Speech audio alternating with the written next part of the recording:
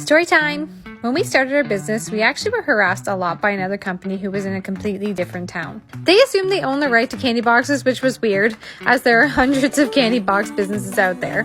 But we didn't only just deal with harassing messages from their friends in our DMs and comments. On top of all of this, we were building a business off of very small savings that we had been adding to for over a year, which was a huge struggle. Try growing an international candy business on a $2,000 budget. It's not easy.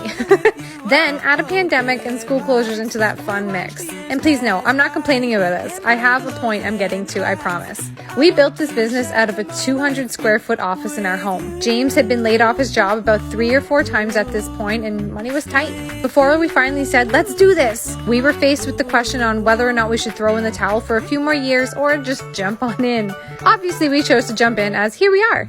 I've lived a life of people telling me, no, you can't do that. I was a kiddo who grew up in the early 90s with some very intense ADHD problems. I didn't hold still, I didn't learn like other kids, and I doodled a lot. So when it came to starting a business of my own, I wasn't going to let anyone stand in my way. Instead, I used all that negative energy and I turned it into fuel for my fire. I ignored all the harassing messages instead of calling out these people publicly. James and I put our small budget into swing and we crossed our fingers and hoped for the best and did our best to try and create a routine that kind of worked for our kids and us, which was hard as brick looking back on, but we did it.